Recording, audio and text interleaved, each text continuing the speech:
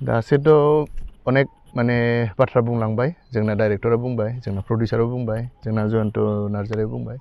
थ' आं बारा सम लाला आं बेखौनो बुंनो सानदों जे सावथुन मुलुगाव आं 2002 निफ्रायनो एक्चुअली आं मावबोगासिनो दं थ' 2002 निफ्राय अनेक एक्सपिरियेन्स मोनबोबाय थ' आब'जोंबो आं प्रडिउसार प्रियम आब'जोंबो आं अनेक खामानि मावनो माने खाबु मोनदों थ' अनेक फिल्मावबो आंखौ चान्स होदों बेनि थाखाय आब'खौ आं थेंक इउ होननांगोन मानोना आब' नङामोनबा आं बे सिजौ सावथुन माब्लाबाबो साक्सेस जानो हानाय नङामोन थ' जियानो जाथों आं सिजौनि सोमोन्दै फंनैसो बुंनोसै थ' सिजौ सावथुनाव एक्चुअली जों जेराव लकेसन बे जोंनि जेरावनाखि गामि सायखंगुरि बाक्सानि थ' बेयावनो अलमस्ट 70% शुटखौ लानाय जादोंमोन अरुणाचलावबो लानाय जादोंमोन आरो मानास सिङावबो लानाय जादोंमोन थ' बेयाव जोंनि होल टीमानो अनेक खस्थ' खालामदों आरो जोंनिनो गामिनि माने मानसिफोरा अलमस्ट गामियानो अनेक बे सावथुननि थाखाय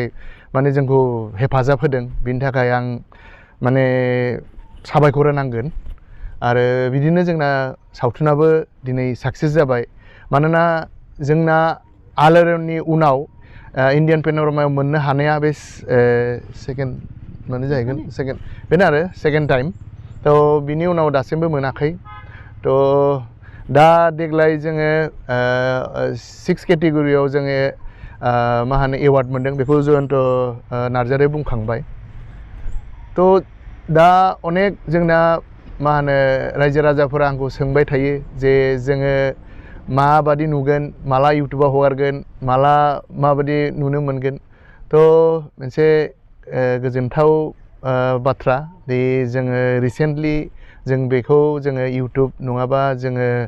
OTT प्लेटफर्माव जों हगारसिगोन थ' रायजो राजाफोरा एसे फल' खालामबाय थाबानो जाबाय ससियेल मिडियाफोराव थ' जेब्ला रिलिज जागोन होमबा आं खनसे आरो फिन आं प्रेस कनफारेन्सआव आं बुंगोन नोंथांमोना बे सावथुनखौ माबायदि नोजोराव थांखि लानानै लिरदोंमोन ओरैनो बिदि थेमा मामोन एक्चुअली बेयाव अनेक माने बुंनो थाङोबाथ' बहुत हिस्ट्रि दं थ' आं आरो दा डाइरेक्टर बिशाल सालिहा बेजों आं खनसे गावनिनो माने शर्ट डकुमेन्टारि साबधान होननाय शर्ट डकुमेन्टारि इन्टारनेशनेल माने मा होनो जार्मानिनि फ्रेंकफुर्टआव सेलेक्ट जादोंमोन बै समाव जोङो जेब्ला थांदों जों फेस्टिभेलाव गल्डेन ट्री इन्टारनेशनेल फिल्म फेस्टिभेलाव जों जेब्ला ज' थांदों होमबानो अनेक आं डाइरेक्टर प्रडिउसार इन्टारनेशनेल लेभेलनि लोगो मोनदोंमोन आरो होमबानो आं सानखादोंमोन जे आंनाबो जुदि फिल्म माने सावथुना जुदि इन्टारनेशनेल लेभेलसिम जुदि बिदिनो जुदि माने वर्ल्ड वाइड हिसाबै जुदि आंनि सावथुना जुदि नुनो मोनोबा बा आंबो जुदि पार्टिसिपेट लानो हायोबा बेसे गोग्गाथाव खोथा थ' बै समाव आंनि फंबायनिया थांदों नो डाउट खिन्थु फंबायनिजोंनो आं गोग्गारै बै समावनो लादोंमोन खिन्थु आं सानोमोन सिं सिं जिहेतु आं 2020 माने 21 निफ्रायनो आं सरि 2000 मा होनो 2 निफ्रायनो आं जिहेतु बे माने सावथुन मुलुगजों दं बेनिखायनो गासिबो एक्चुअली जाय आर्टिस्ट बिसोरनो सिमां थाखायनो जे गावनि फिल्मा नेशनेल इन्टारनेशनेल लेभेलसिम थांथों थ' बेबायदिनो आंनाबो सिमां दंमोन थ' बिदिनो सावरायलायनाय जाबाय जे माने बिदिनो नेक्स्ट जुदि जों प्रजेक्टखौ खालामबा ज' खालामसै जोङो थ' माखौ लानानै बानाय जायो थ' बिदिनो लासैनो सावरायलायनाय जाबाय दा सावरायलायनानै लास्टआव जोङो फाइनाली जोङो सिजौनि जि दा स्क्रिप्ट माने मा होनो जोंनि गंगारनि आरो जोंनि बर'नि कम्बाइनलि मोनसे स्ट'रि लाना जों बानायनायखौ जों बैनिफ्रायनो सावराय आरो अनेक रिसार्चबो खालामनाय जाबाय भुटानावबो थांनानै रिसार्च खालामनाय जाबाय गुगोलावबो खालामनाय जाबाय जोंनि बर'नि इन्टेलेक्सुयेलफोरजोंबो रायलायनाय जाबाय थ' आरो उन्दैयावबो खोनाखाबाय थाखायोमोननो जोंनि आइ आफामोनानो बुंखायोमोन थ' आंबो बिशालखौ बुंबाय जे बिदिबो जोंना माने दंमोन आरो स्ट'रि थ' गावबो मोजां मोननानै गाव माने आवगायबोबाय आरो थ' जिहेतु रांनिबो बहुद माने जिहेतु बे माने एसे बिग बाजेटनि जिहेतु सावथुनमोन थ' आब'खौबो जों ज' एज ए फेमिलि हिसाबै जों सावरायलायनानै जों सानैबो जों आवगायनानै फैबाय आरो थ' बिशालनि डाइरेक्सनावनो बे सावथुनखौ बानाय जाबाय थिग बिदिनो जोङो जों जिहेतु बे सावथुना साक्सेस जाबाय थ' जोंना आरोबाव फिउचाराव जोंना प्लेनिं दं नाथाय बिदि नङा जे जों नेक्स्ट इयारावनो बा बोसोरसे बोसोरनै उनावनो बानायगोन जिखुनु जों सावथुन बानायोबा मोनसे प्लेनिंआवसो मावनांगौ हयथ' जोंना बोसोरनै बोसोरथाम बोसोरब्रैबो जानो हागौ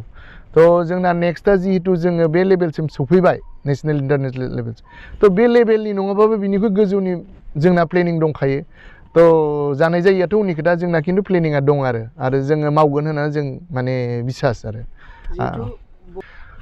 दा आवगायाव आं दिनै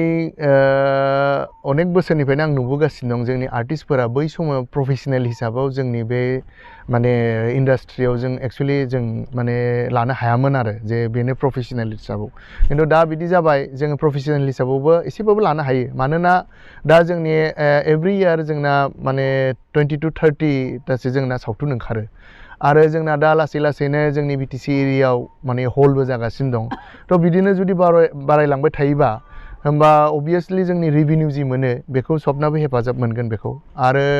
दा जोंनि अलमस्ट मथा मथि 100+ जोंना प्रजेक्टाराव गामि गामि जोंना माने मा होनो माबा जायो आरो मा होनो गामि गामि जोङो सावथुनखौ देखायनो हायो थ' बेयाव दाना 30 to 40,000 प्रडिउसारफोरा मोनो थ' आवगायावबा जोंना बारा मोनामोन बिदिनो माने 10,000 15,000 20 बिदि टाइप मोनोमोन थ' दा लासै लासै बारायलांगासिनो दं आरो दा हलफोराबो लासै लासै जोंनि बर' एरियाफोराव बांगासिनो दं थ' आं सानो माने बेखौनो प्रफेसनेल हिसाबाव लानो हागोन आरो फिउचाराव आरो मोजाङैनो थ' दा एसे दं किसुमान प्रब्लेम थेवबाबो आं सानो हागोन आरो